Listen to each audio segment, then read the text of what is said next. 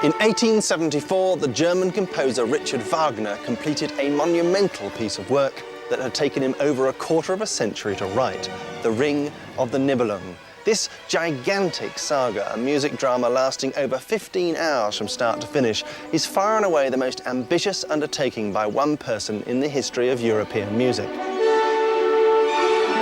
Wagner didn't just write the music, he wrote the text as well.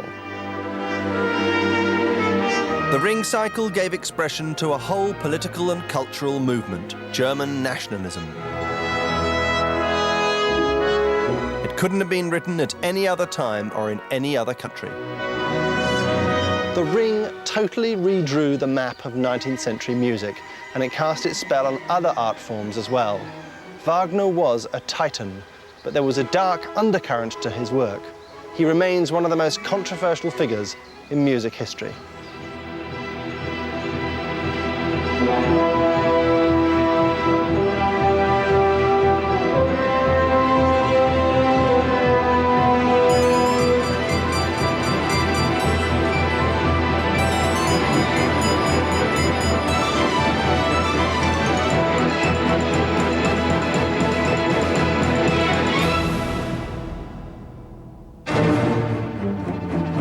In 1874, humanity seemed to be reaching the zenith of its powers. All over Europe, a feeling of confidence and optimism was summed up by great monuments to the industrial age, like the awesome St. Pancras Station in London. It symbolized a mood of prosperity, a belief in the limitless possibilities of progress, and mankind's increasing mastery of technology. Industry was growing ever more powerful. Scientific and technological advances were following one after another at a dizzying rate. Man seemed to be near to taming the forces of nature. And yet, under the confident surface lay a deep layer of pessimism. In the shadow of the fine buildings, industrial Europe was a viper's nest of poverty, slums, and squalor that never seemed to change. Karl Marx was already preaching that revolution was the only answer. Man's attitude to religion was also changing. Charles Darwin's startling theories about evolution seemed to call into question the very existence of a god. To many writers and artists, mankind seemed to be adrift in a bleak, brutal, meaningless world. All the turmoil of the time is reflected in The Ring. Although it's set in the mists of European prehistory, Wagner's real purpose in writing it was to sum up the spirit of his own age. The Ring cycle also reflected the violent contradictions of Wagner's own personality, one of the most extreme in the whole history of music.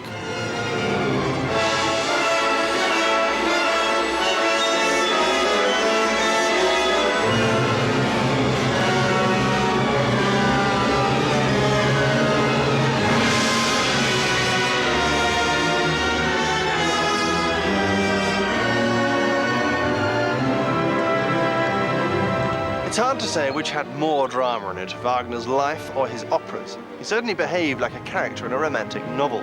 He was deliberately elusive and mysterious as to his true parentage, and he invented for himself a role as a tortured maestro whose every will and whim had to be met for the creative muse to be unleashed. With his love of scented baths, satin undergarments, and Venetian tapestries, Wagner came on like a latter-day Cleopatra. But the absurdly extravagant, luxury-loving man who completed the Ring cycle in 1874 was a very different one from the one who'd started it 25 years earlier. The young Wagner was a fiery, revolutionary socialist. Wagner was a member of a generation of radicals who believed that only revolution could change society for the better. In 1848, they put their ideas into action. A wave of armed uprisings swept across Europe.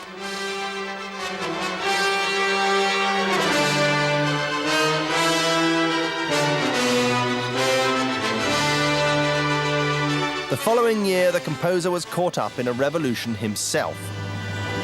Wagner played a significant part in a violent uprising in his hometown here of Dresden. His job was to keep watch in the bell tower of the Kreuzkirche, reporting on the movements of the Prussian army sent to defeat the revolution. These dramatic events were to affect the rest of his life. When the uprising collapsed, Wagner managed to escape with a price on his head. His less lucky colleagues, who were captured, were sentenced to death, later commuted to life imprisonment. Wagner was unable to return to Germany for the next 11 years. In exile, Wagner decided that fundamental social change would be brought about not by revolution, but by opera and poetry, and he set about writing plenty of both, and reams of pamphlets and articles about the future role of the arts.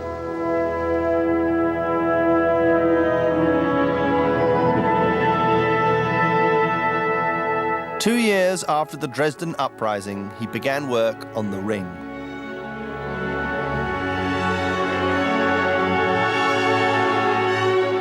His aim was to create a work that would help to reawaken the national spirit of his native country. Wagner chose misty figures from North Europe's distant past for his all-embracing drama. He was interested in legends and heroes that he felt could be symbolic of the soul of Germany. He sifted through many sources for The Ring, seizing in particular on a medieval German saga about a race of mythical dwarfs, the Nibelungs. He mixed in characters and plotlines from earlier Scandinavian sources and set about moulding them into a coherent whole. But what started out as one opera just grew and grew. By the time he'd finished it, the story spread over 4 operas to take place on 4 separate evenings. The Ring cycle begins with the theft of a precious hoard of gold from the depths of the river Rhine, the rightful property of the Rhine maidens. The thief, Alberich, fashions the gold into a magic ring, which gives him the power to enslave his fellow Nibelungs. In a dark cavern far below the earth, they're set to work mining more and more treasure to make the greedy Alberich richer still. Because of the ring's magic powers, many of the characters in the story want to get their hands on it. And as in any good fairy tale, the greed for golden power leads to corruption and disaster. In the midst of all this, there are tales of incest and exploitation, spells, curses, trickery, and noble self-sacrifice. The cast of characters includes not only gods and dwarfs, but monsters, giants, serpents, and superheroes. And of course, the magnificently apocalyptic Valkyries.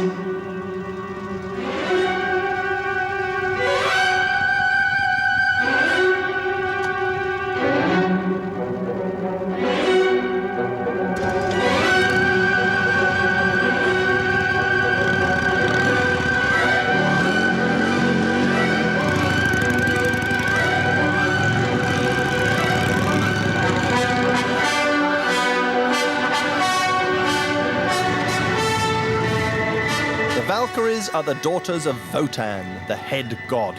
His favourite, Brunhilde, is the heroine of the Ring cycle.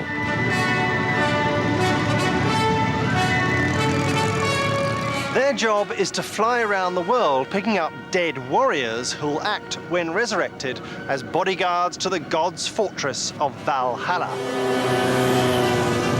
So they're sort of airborne undertakers, really.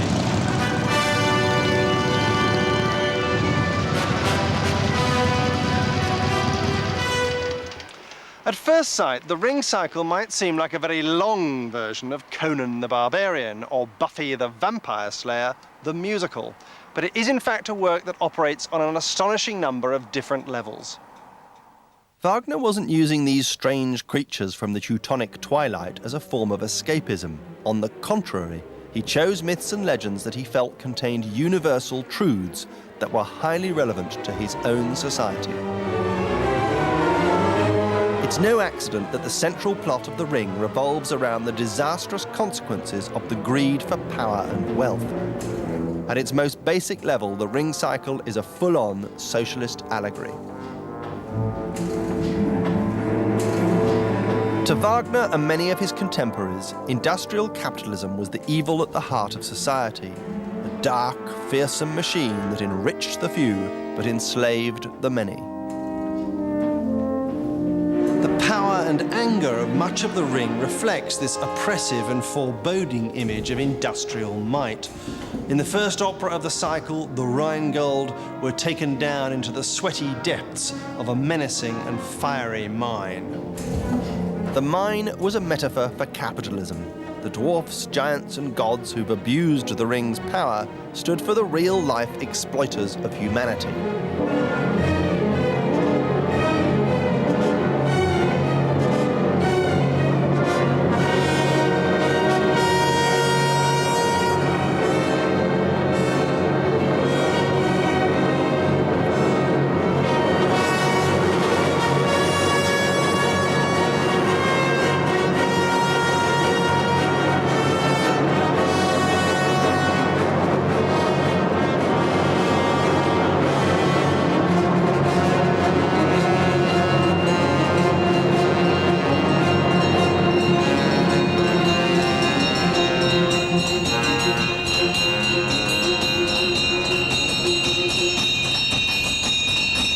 At the very end of the ring cycle, the home of the gods, Valhalla, is razed to the ground in a cataclysmic firestorm.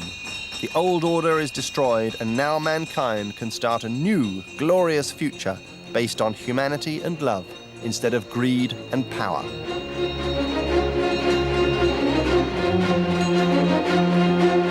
But in 1854, just after Wagner finished the text of the ring cycle, and before he started work on the music, he read a book that was to turn his thinking about politics, indeed about more or less everything, completely on its head. This is Wagner's home, Wahnfried, in the southern German town of Bayreuth. Inside is Wagner's own copy of the work that was to have such a devastating impact on him. We're often told that this book will change your life. Well, in Wagner's case, that's no exaggeration. Remarkably, the biggest single influence on the ring was not a poet, not a composer, but a philosopher, the German author Arthur Schopenhauer. Schopenhauer's book was The World as Will and Representation, and when Wagner read it at the age of 40, it caused something of a midlife crisis for him, and it affected everything he wrote until the day he died.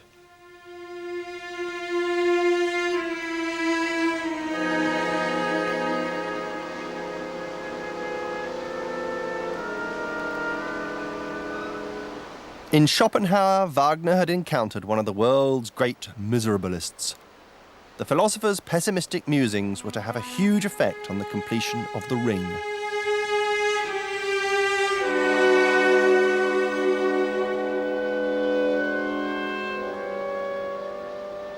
Schopenhauer's theories, like Wagner's operas, are somewhat short on gags and hard to summarize briefly, but the idea that caught Wagner's imagination was that we humans are essentially irrational, desiring, emotional animals. All efforts to reform or control us are therefore pointless.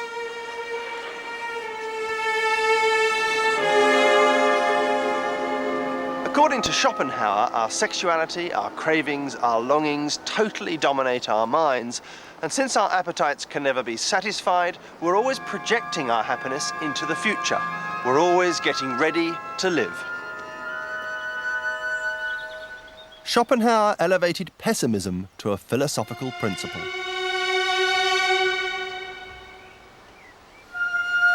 On reading Schopenhauer, Wagner was so shaken that he immediately broke off from the Ring cycle and wrote an opera, Tristan and Isolde, to bring the idea to the stage. Two lovers who are forbidden to be together in life can only be united in death.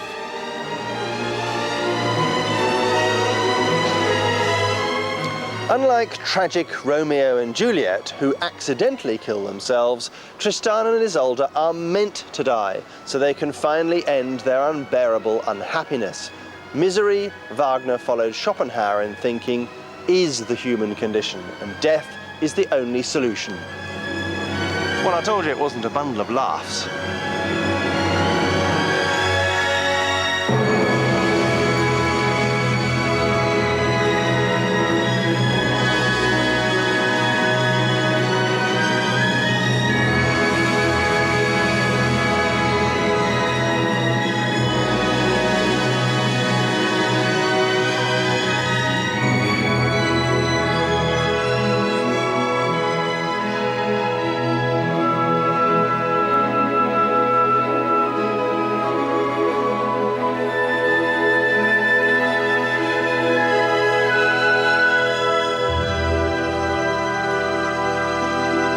Wagner embraced Schopenhauer's book with passionate enthusiasm, reading it 4 times in the first year he encountered it. But what should he now do about the ring cycle, the text of which, but none of the music, had already been completed? According to Schopenhauer, political reform, along with every other human activity, was pointless, and nothing could ever change for the better. But this view ran counter to the whole thrust of the ring as written. He agonized over the idea of rewriting, but believe it or not, in the end, he left the text pretty much as it was. Wagner decided to reflect Schopenhauer's theories about human existence in the music itself. Together with Wagner's great opera Tristan and Isolde, the ring cycle is an attempt to express a philosophy of life through music. But how could the music, rather than the words and the story, express a philosophical idea? Well, in his ambitious attempt to translate the theories of Schopenhauer into music, Wagner began dismantling the way that harmony had previously been used.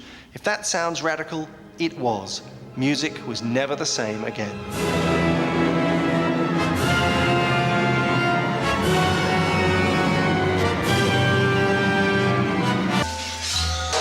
In the 19th century, composers decided to add more variety to the musical recipe.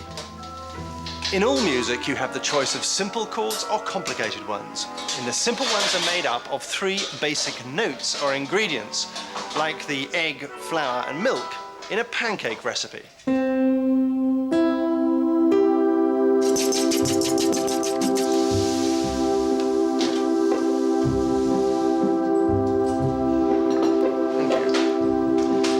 Just as with pancakes, you can add other, more exciting notes or toppings to the basic mixture. Every time you add a note, it thickens the texture, and enhances and complicates the overall flavour. And a bit more chocolate.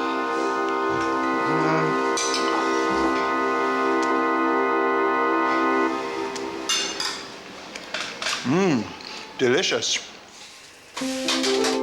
Clearly, what these chords give to the music is a kind of juiciness and syrupiness, just what the high cholesterol ingredients give to the crepe.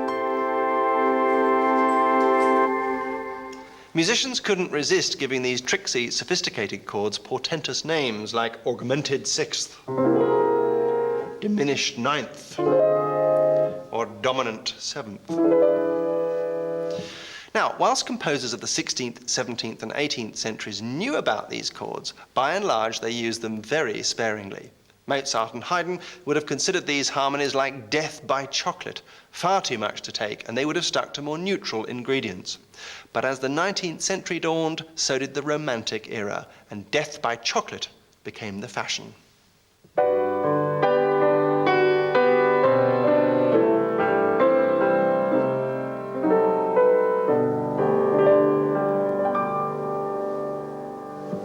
But it's important to realize that Wagner's contemporaries, like Tchaikovsky and Brahms, only indulged in occasional bouts of this kind of naughtiness.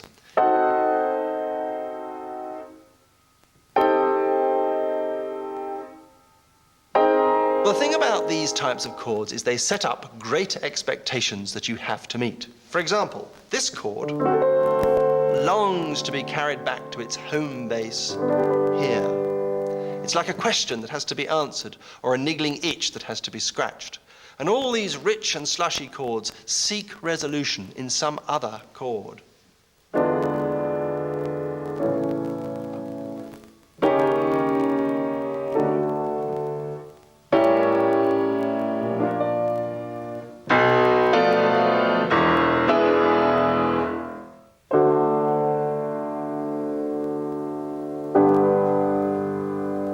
So far, so good, but Wagner had other plans. Wagner is the ultimate tease. He sets up your expectations by using complicated chords, but he's not going to resolve them, or at least not straight away. He delays and he delays until you can bear it no more, and then eventually, if you're lucky, he might. And as his career went on, he got more and more coquettish about these resolutions until, by the end, he'd practically given up on them altogether. Wagner's chords rarely give us the pleasure of resolving. That's because he wants us to remain at the edge of our seats in a state of almost unbearable tension.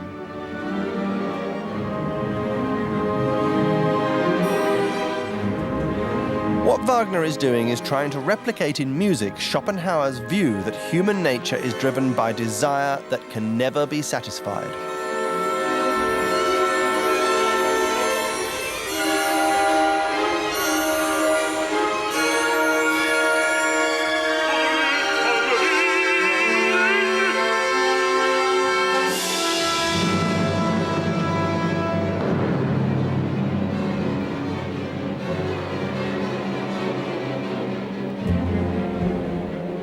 We can see just quite how subversive and daring Wagner's use of harmony is if we compare it to a piece completed in exactly the same year as The Ring, Verdi's Requiem of 1874.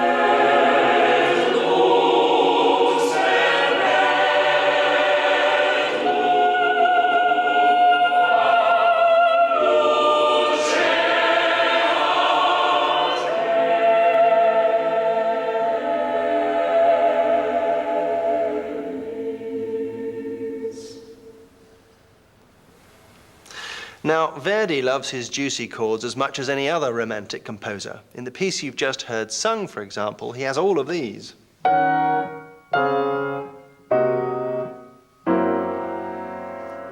But Verdi knows he has to resolve them too, which he does, and it sounds gorgeous because we want him to resolve them too. This one goes to here, this one to here, and so on.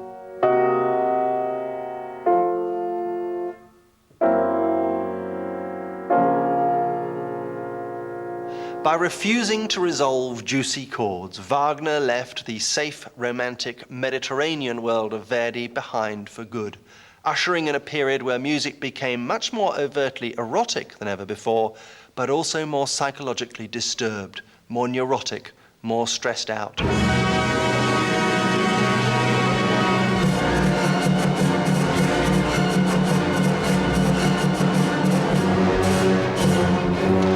Wagner's music had an equivalent impact to the first Impressionist exhibition that was shown in exactly the same year as The Ring was completed, 1874.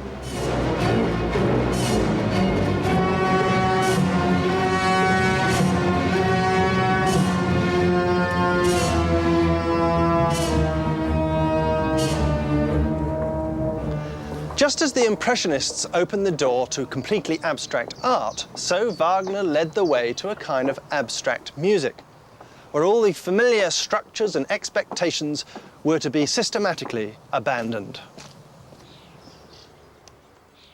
In 1874, creative artists were trying to find new forms of expression that could get beyond the surface and reveal the complex, subtle reality of things. For Wagner, the human mind was the greatest enigma of all, full of mysterious, hidden undercurrents and depths. what Sigmund Freud, a quarter of a century after the Ring cycle was written, would call the subconscious. In the Ring cycle, Wagner preempted Sigmund Freud's revolutionary theories by showing that our basic drives, sex, aggression, the need for affection and so on, are what motivate us at the deepest level. Wagner tackled taboo and controversy head-on. His operas are unabashed in their treatment of sexuality and eroticism, incest, religion, death, and psychological torment. And all this not in the 1960s and 70s, but the 1860s and 70s.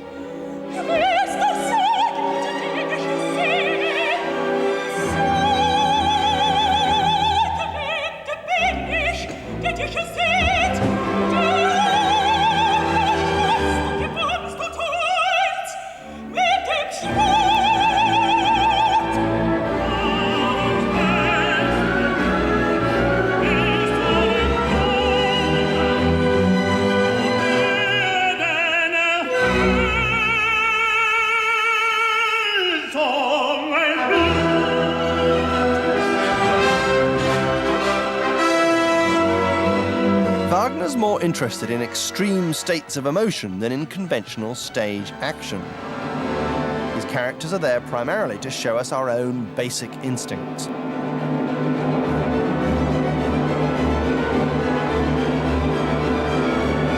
Wagner expressed these emotions not just in words, but in pure music. He takes a little nugget of a tune, say the anvil clanking,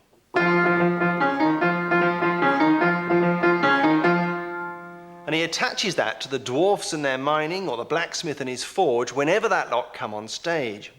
In the Ring, every character has his or her own signature tune or leitmotif. Here's the famous Valkyrie motif.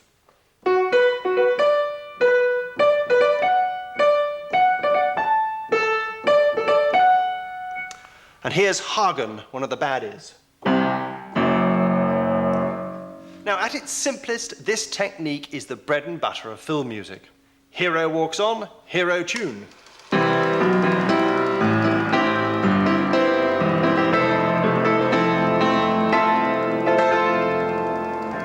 Villain walks on, villain tune.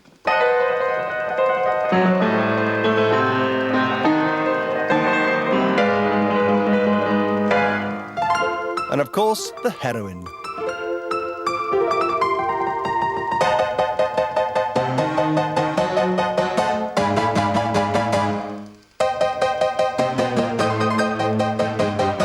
But Wagner doesn't use leitmotif just to flag up his characters every time they appear. More subtly, he uses them to show that one character is thinking about another character who isn't on stage, without having to say a line like, "Gosh, I wish the hero would come and save me." At its simplest, heroine thinks of hero, cue hero tune. So now we know what she's thinking.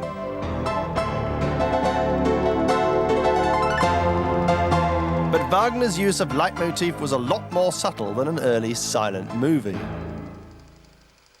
Not only characters, but ideas have their own leitmotifs too. There's one, for example, for destiny.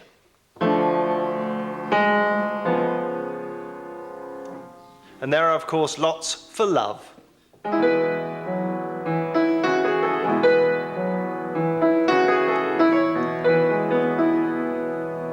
So the orchestra, instead of merely providing the backing for the characters to sing to, is expressing the meaning of what's going on stage. Rather than the music responding to the stage action, it's actually the other way around. What we see on stage is a visual representation of the music itself.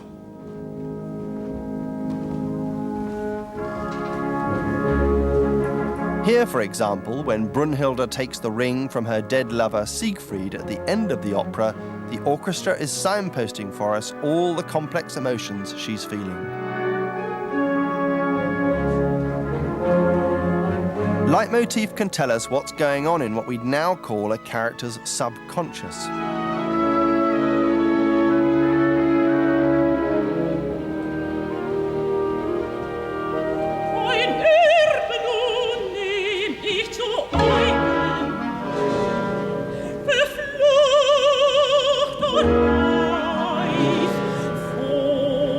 Furchtbare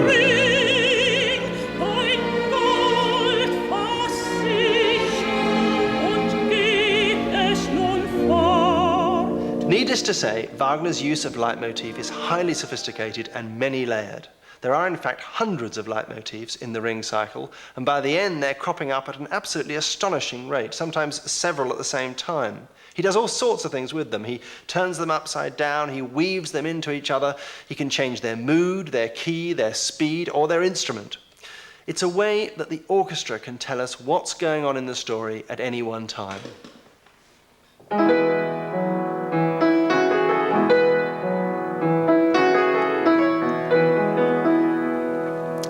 Nowadays, we take it for granted that in a film, the music score points us in certain emotional directions. It helps us focus on what the filmmaker wants us to see.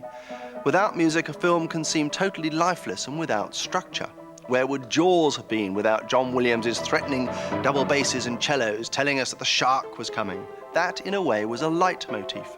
And we owe this technique principally to Richard Wagner, who died before the age of cinema.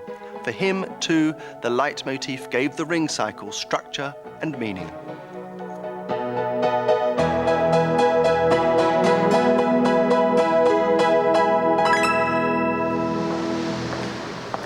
The Ring changed the course of music, but the extraordinary thing is, it very nearly didn't happen at all.